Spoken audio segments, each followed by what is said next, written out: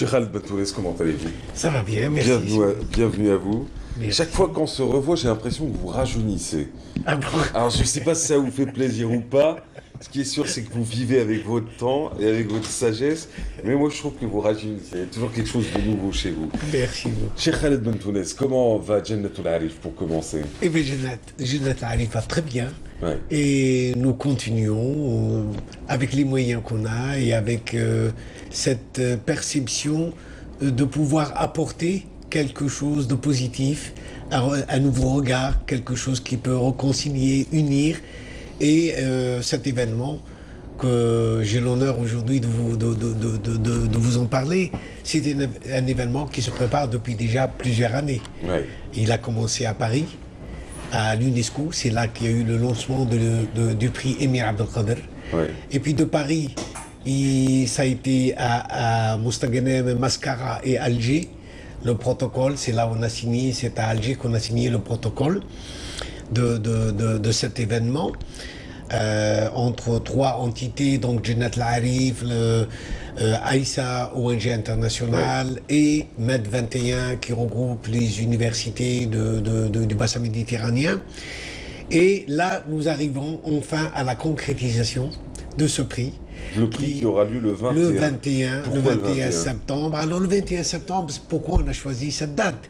D'abord le mois de septembre. Vous savez qu'aujourd'hui, quand on parle de septembre, c'est le 11 septembre qui ressort à chaque fois. Exact.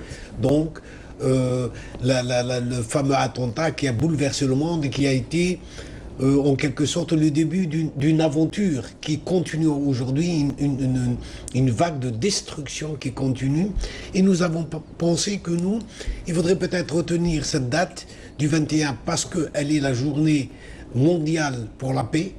Ouais. Et nous souhaitons rajouter la paix et le vivre ensemble. Et c'est ce jour-là qu'on a choisi pour remettre ce prix de l'Émir Abdelkader à des personnalités qui œuvrent dans le monde, qui sont connues et qui viennent de continents différents, la rive sud, la rive nord et le reste du monde. Donc 3 personnalités remarquables qui ont travaillé pendant des années, qui ont œuvré à lier les liens des nations et des peuples et qui ont un passé qui le prouve.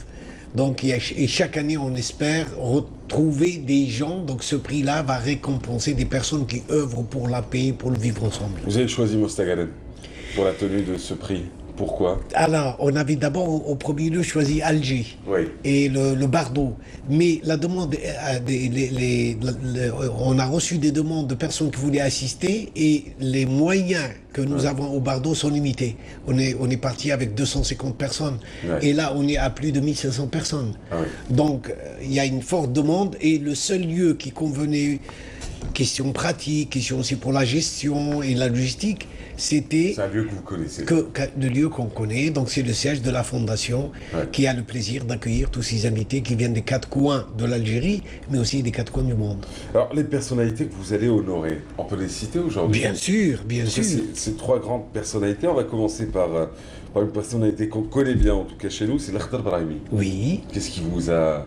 D'abord, comment s'est fait le choix de ces personnalités? Vous avez parlé tout à l'heure de cette notion, de cette aura, de ce parcours que chacun a eu. C'est vrai que ça a été difficile et ça a été... Surtout pour un premier rendez-vous. Pour un premier rendez-vous, on a eu énormément devant nous de personnalités qui ont agi, qui ont fait des choses dans le monde. Et pour le premier prix, on a voulu cibler des gens qui soient connus à l'international. Et qui représentent à la fois leur pays, mais aussi leur continent.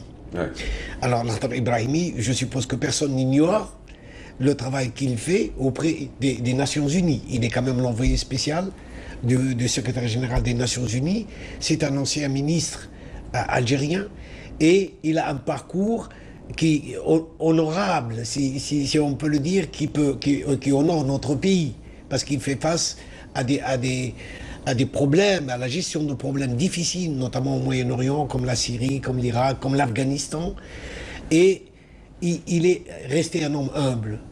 Il est abordable, humaniste, quelqu'un qui a un nom, qui a marqué tous les gens qui l'ont rencontré. Donc, c'est les hommes d'ombre qui œuvrent dans l'ombre pour l'unité de la famille humaine.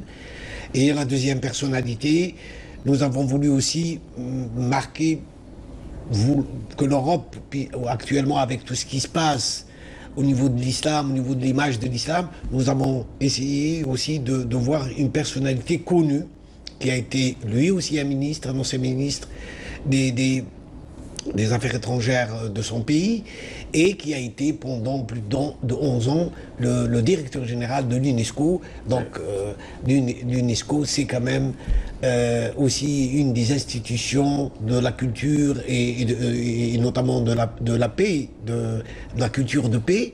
Et c'est là aussi qu'a eu le lancement de ce prix. Et puis la troisième personne, on a voulu marquer le côté donc américain. Nous avons choisi là aussi une personne qui a un parcours qui est important, puisqu'il a été diplomate, mais il a aussi servi comme conseiller auprès de l'ONU pour les réfugiés, notamment au Soudan, notamment en Afrique. C'est quelqu'un qui aime beaucoup l'Afrique et qui a travaillé beaucoup en Afrique et qui est aujourd'hui président du seul observatoire mondial des villes de vivre ensemble. Ouais. Donc c'est un Canadien. Donc c'est Raymond Chrétien. C'est M. Raymond Chrétien et M. Federico Mayor, qui est lui l'ancien directeur de l'UNESCO. Le 21 septembre prochain, ce sera la grande cérémonie. Vous l'avez dit, hein, vous attendez des milliers de personnes pour assister à ce grand rendez-vous. Vous attendez quoi d'un prix comme celui-ci?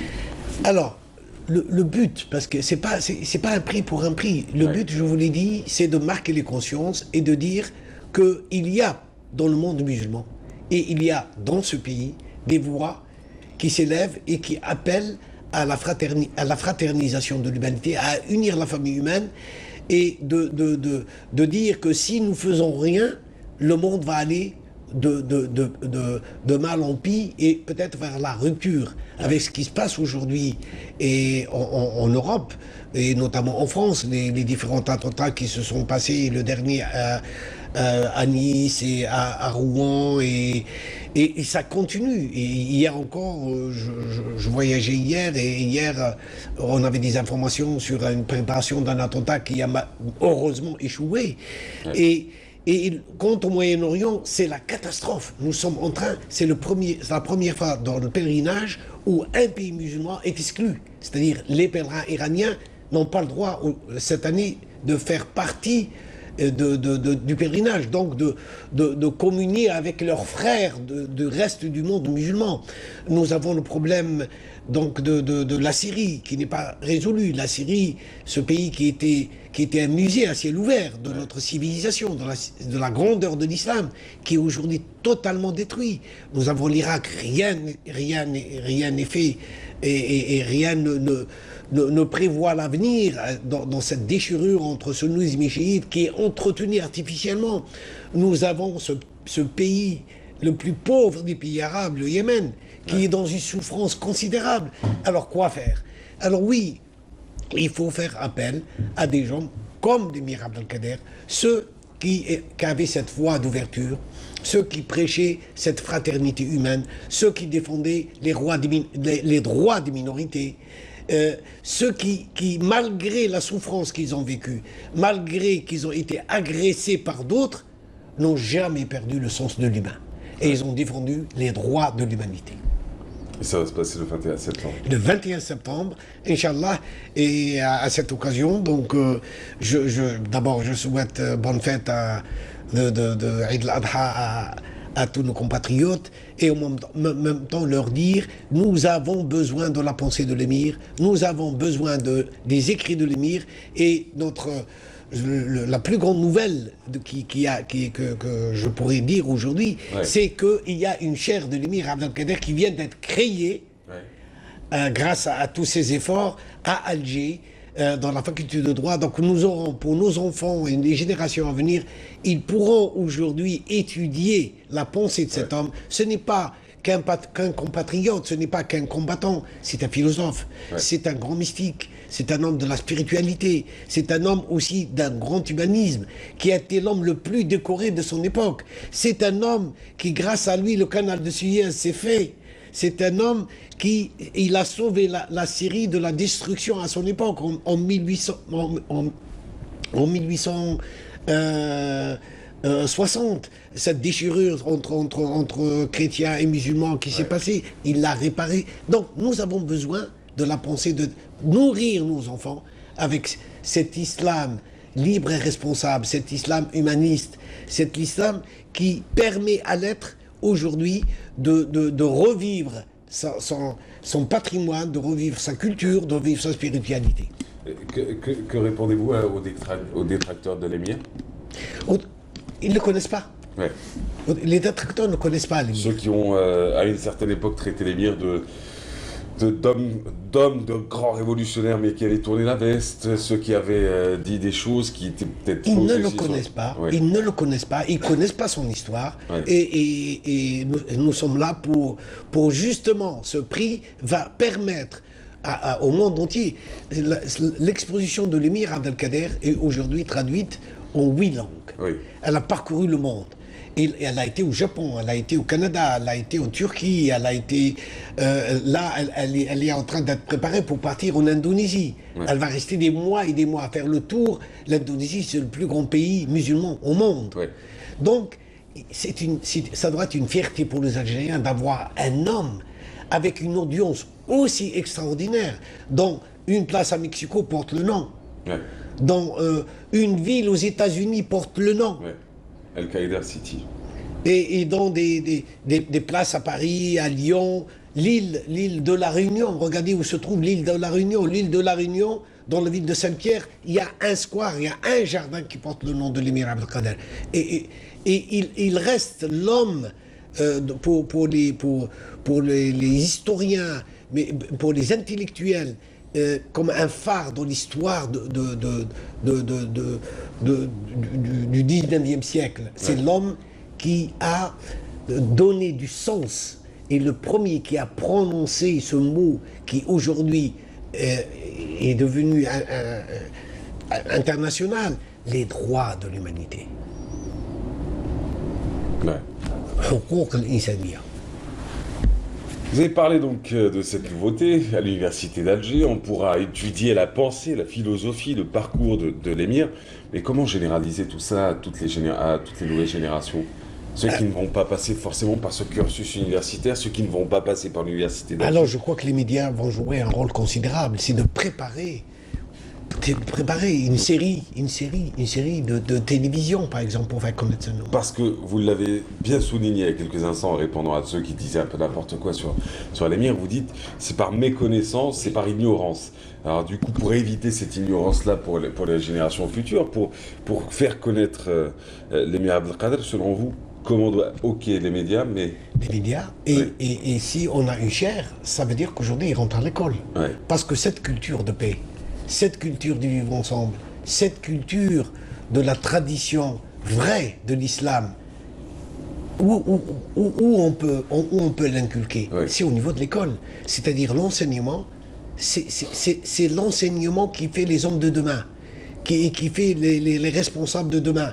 Comment leur inculquer cet héritage et les rendre fiers, avec fierté. C'est-à-dire, c'est pas cette fierté négative, cette fierté de l'ego. Non, la fierté d'avoir des hommes et une culture d'une richesse qui peut égaler et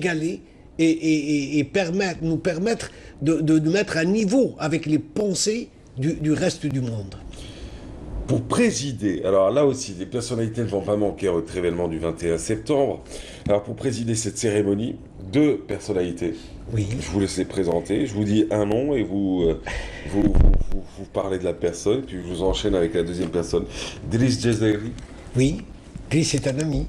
Ouais. Et il a eu lui aussi un parcours international. Et il continue à œuvrer. Après même la retraite, aujourd'hui, il est quand même au niveau de Genève. Il représente la Commission des droits de l'homme, pour laquelle il œuvre à faire connaître cette sensibilité qui est la nôtre des droits de l'homme. Parce que les droits de l'homme aujourd'hui, chacun les interprète à sa façon. Ouais. Nous essayons de les interpréter et en tous les cas, notre pays essaie de leur donner un sens plus universel, afin d'intégrer tous les êtres humains sans distinction. Ouais. Donc Driss fait partie aussi de ces gens qui connaissent cette histoire. D'abord, il est de la famille. Oui. Il est de la famille de l'émir.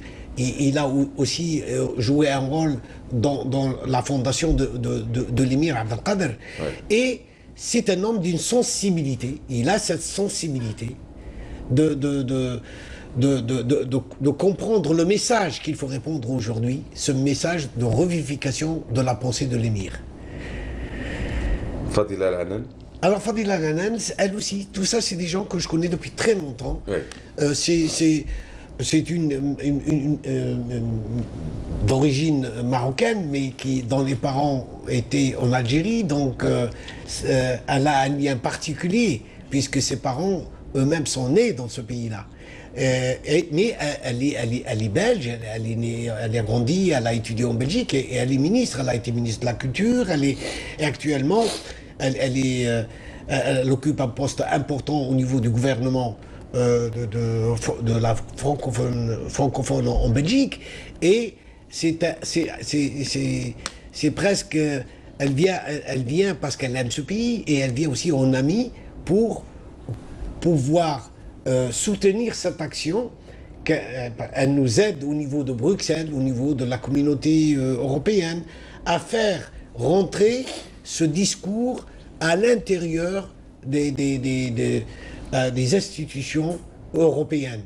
Par exemple, avec elle et aussi avec l'ambassade d'Algérie, on a pu faire l'exposition de l'émir Abdelkader à l'intérieur des bâtiments de la communauté européenne. Donc il y avait tous les représentants de l'Europe, que ce soit occidental ou de l'Est, qui ont vu l'exposition, qui ont assisté à la conférence qui s'est déroulée. Donc c'est des gens qui nous aident à répondre à ce message. Sur un autre volet, en tout cas on aura retenu que l'événement c'est le 21 septembre, le petit résumé arrive dans quelques instants, mais sur un autre volet, vous avez décrit tout à l'heure la situation dans le monde, vous avez parlé de l'Europe, vous avez parlé de Daesh, vous avez parlé de la situation dans le monde arabe, vous avez parlé du monde musulman en général, de ce qui se passait. Quelle est la solution selon vous? Ben, vous savez, personne n'a le tout, chacun a une partie. Ouais. Le jour où on comprendra que c'est l'unité qui fait la force. Et cette unité aujourd'hui, elle ne peut pas être d'une région ou d'une puissance contre une autre. L'humanité de demain ne se fera que par la synergie. Il n'y a pas d'autre alternative. Nous avons des problèmes insolubles, c'est-à-dire des problèmes graves qui sont au devant de l'humanité. La désertification, la pollution, les énergies la pollution, qui polluent. Donc c'est toute une transformation d'une société. Comment remédier pour laisser à nos héritiers, aux générations à venir, un monde moins sale, un monde plus cohérent et une famille humaine unie. C'est-à-dire aujourd'hui, peu importe qui est votre religion ou votre nationalité, c'est les qualités humaines que vous avez qui comptent. C'est pas, on n'a pas un passeport avec une religion ou avec ou un pays qui peut nous faire passer les uns au-dessus des autres. Et il faut revenir à ce que la tradition musulmane, la philosophie musulmane résume dans le cercle, al-da'ira, da'irat al-fada'il wal-joud, ce cercle de qualité, ce cercle qui permet aux êtres humains de se comprendre, et je dirais que c'est dans l'intérêt de tous, égoïstement. C'est-à-dire, le fait que je vous invite, que vous m'invitez, et que chacun apporte ce qu'il a, il y a qui ont le savoir, il y a qui ont les moyens, il y a ceux qui ont peut-être la notion spirituelle, il y a d'autres qui ont le savoir intellectuel, il y a d'autres... Et réunir tout ça pour l'intérêt de tous. Ouais. Comment retrouver, comme disait le prophète, vous êtes tous d'Adam et de terre. Comment réconcilier cette famille humaine et faire qu'elle devienne un corps, qu'elle comprenne que l'humanité de demain, dans ce corps qui est divisé aujourd'hui, il faut qu'il se réunisse, que chaque être humain ait une cellule dans ce corps, qu'il a droit à la vie, qu'il a droit au respect, donc la sacralité de la vie, que nous puissions gérer le monde avec raison, oui, et pas avec folie, que l'égoïsme de certains puisse laisser place à plus de générosité, à plus de droit, à plus de justice sociale, et que les partages des technologies qui existent et qui sont capables de remédier aux problèmes que connaît l'humanité, que ces technologies soient à la portée de tous. Donc c'est peut-être des mots, mais c'est avec des pensées qu'on fait le monde de demain. Il faut rêver le monde de demain. Il faut apprendre à nos enfants à rêver le monde de demain, mais le rêver en positif et pas en négatif. Et pas préparer nos jeunes à la mort, mais les préparer à la vie. Vous avez pratiquement tout dit. La suite, c'est le 21 septembre. Cheikh Khaled Bentounes, quelle est la question que vous auriez voulu que je vous pose, mais que je ne vous ai pas posée avant de vous laisser repartir? Eh bien, la prochaine rencontre. La prochaine rencontre, oui. Sur quel événement nous allons travailler? Alors, la prochaine rencontre aura lieu quand? Eh bien, écoutez, moi, je finis l'émirat Abdelkader et je pars aux Nations Unies. Oui. Et aux Nations Unies, on défend le projet de la Journée mondiale du vivre ensemble. Et on défend aussi un projet qui a commencé à prendre forme à Istanbul le 23 et 24 mai dernier. C'est que l'humanité ne soit plus un terme philosophique, mais qu'elle devienne une personne juridique. La notion d'humanité devient une personne juridique. C'est-à-dire que l'humanité, qui est pour nous quelque chose de philosophique, qui est un petit peu... on ne peut pas l'appréhender, elle devient une personne juridique, qui a des droits, qui peut se défendre, qui peut parler. Et je crois que c'est quelque chose de formidable que la plupart des pays qui étaient présents au sommet, le premier sommet de l'humanité, le premier sommet mondial de l'humanité, à Istanbul, l'Algérie était présente, elle était représentée par la ministre de la Solidarité, et c'est quelque chose qui aujourd'hui prend forme. Donc notre idée, elle n'est pas si naïve que ça. Donc on commence à y croire que oui, l'humanité c'est quelque chose qui est uni, qui est dans l'unité, et sa force elle est donc quand elle va avoir au niveau juridique, c'est-à-dire au niveau du droit. Elle peut se défendre, elle peut parler. Et la deuxième chose, c'est la culture de paix. Aujourd'hui aussi, au niveau de cette rencontre d'Istanbul, tous les pays ont signé pour la culture de paix. La culture de paix doit passer dans les enseignements de tous les pays d'ici 2030. Et comment elle se traduit, cette culture de paix? Alors c'est là où ce prix de l'émir Abdelkader vient nous ouvrir cette voie. Et c'est l'une des actions qui découlent. C'est l'une des actions qui découlent à travailler et à créer l'Académie de paix qui va travailler dans ce sens-là. Le 21 septembre à Mostaganem, juste après vous serez aux Nations Unies. La prochaine rencontre ici en Algérie, ce sera? Alors je l'espère le plus tôt, parce qu'on est en train de faire un projet sur Internet, donc de Adlenia. C'est un projet pour la restitution du patrimoine. Et peut-être que je viendrai au mois de mars ou au mois d'avril vous présenter ce projet-là. Vous êtes chez vous. La fameuse conférence mondiale qui a eu lieu l'année dernière à Mostaganem, est-ce que vous allez la reproduire cette année aussi, ou est-ce qu'on va s'arrêter juste sur le prix? Non, on va continuer, mais ça dépend de l'aide et qu'on va avoir morale. Et c'est bien que vous souligniez cela, parce que c'est vrai qu'aujourd'hui, avec toutes ces actions que vous menez, avec toutes ces conférences que vous animez, effectivement, pour tous ceux qui nous regardent et qui seraient intéressés d'accompagner la fondation méditerranéenne, donc Jannatul Arif, à ne pas hésiter, il faut juste les contacter. Vous retrouverez toutes les informations ici sur Twitter. On va vous les balancer, on va vous donner toutes les informations utiles dont vous aurez besoin. Et ça, en tout cas, c'est le prix du 21 septembre prochain. Merci encore. Merci d'avoir été avec nous, Cheikh Khaled Bentounes. C'était un plaisir. Dans quelques instants, vous allez voir sa photo pendant la matinale sur Twitter. Et puis, vous restez avec nous. Nous, on se retrouve dans quelques instants. Merci encore, Cheikh Khaled Bentounes. C'était un plaisir que de vous recevoir. Merci à vous.